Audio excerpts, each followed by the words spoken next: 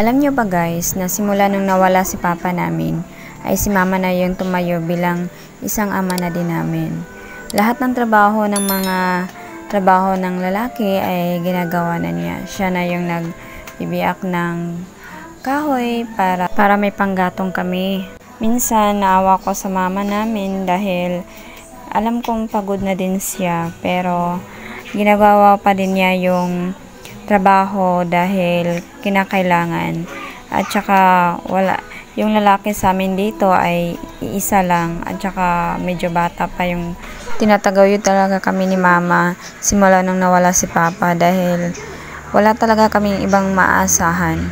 At saka hindi madali pag nawalan kayo ng haligi ng tahanan kasi para na din kayong naputulan ng kabilang kamay. Nung panahon na nawala si papa ay hindi talaga kami hindi kami nakapaghanda guys kasi biglaan lang yun, at saka nagka-utang-utang kami kung saan na kami lumalapit para manghiram ng pera para may tugoy lang namin yung araw-araw namin. At saka may ibang tao pa na i-chismis ka na na ang dami mo ng utang, yung ganun. At saka minsan kasi pag may utang kami, alam niyo yung mga card ink, yung ganun. At saka may isang beses na natatagalan namin pagbayad at pinupuntahan kami dito ng nung taga-collect ng pera sa card ink. At saka ayun, nachichismis pa. Minsan nakakahiya guys kasi nga ang dami nyo ng utang pero no choice kayo kasi wala naman kayong wala kayong ibang malalapitan. Kaya nung panahong nag-decide yung kapatid ko na mag-abroad na lang, ay doon kami nakapagluwag-luwag sa buhay namin. Nakakabayad kami ng utang, yung ganun.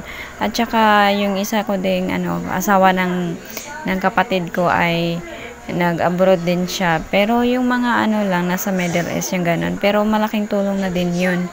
At saka yung mga anak nila, iniwan nila sa mama ko, at saka yung mama ko yung nagbabantay. Itong dalawang bata na to ay yung mama ko talaga yung hands-on na nagbabantay. Pero tinutulungan ko naman siya. Ako kasi guys, ay hindi pa ako makapagtrabaho kasi nag-aaral pa din ako.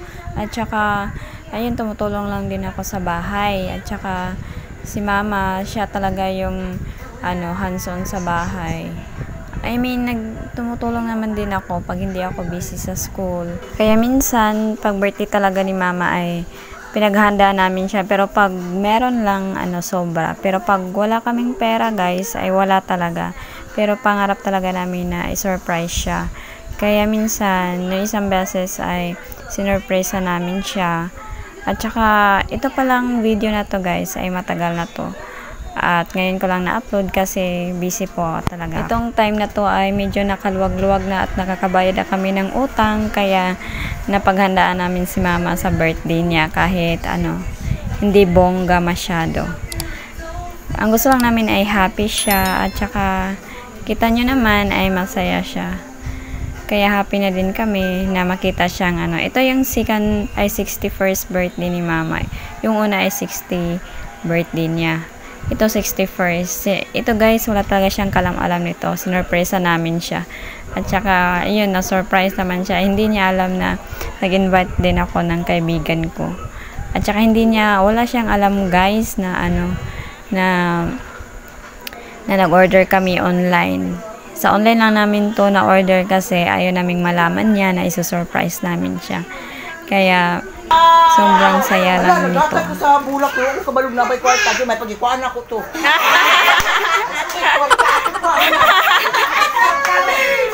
Ako dahil eh. Ayun na. Tina. Happy birthday to you. Kiusa na nila. Happy birthday to you. So, nag-picture taking na nito guys, no? At saka, hindi ko din alam na kasama pala ko sa surprise kasi parehas lang din kami ni mama ng month ng birthday. Kaya, pinag-isa din. Hindi ko alam na pinagsabay nila kami. At saka, ayun, dalawa yung cake. At itong bata na to ay napakakulit. Gusto niya siya yung maunang kumain ng cake. So, bali, ang nagplano talaga nito guys, no? Itong surprise birthday ay yung asawa ng kapatid ko. Kasi nga, yung dalawang anak niya ay itong maliliit ay si mama yung nagbabantay. At saka gusto niyang pasalamatan si mama. Kaya ito, matagal na pala nilang plano to at hindi lang namin alam. Hindi namin alam nung una at saka nung sinabi niya na gusto niyang i-surprise si mama ay nag-go ako at saka syempre yung dalawa kong kapatid na babae ay nagbigay na din sila ng pang-add para sa ulam. At saka yun si mama hindi namin pinaalam ni mama dahil baka or sa mga kapitbahay namin or pinsan kasi baka guys, baka sabihin nila kay mama at saka baka malaman pa ni mama, 'di ba? Hindi na 'yun surprise.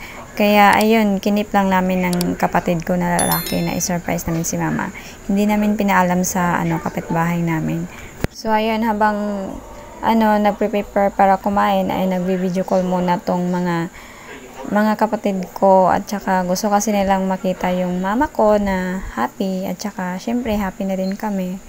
At saka marami na rin salamat sa sa asawa ng kapatid ko dahil naisipan mo. Ikaw ma. Hello. Ika 62. 61. 61 ba? Palabian man sana. Yata 32 na dahil ko. Ay, ang kuksilyo. Happy birthday. Happy birthday. Ay, naraday. Doray ko chilyo. Yay! 3 hours later.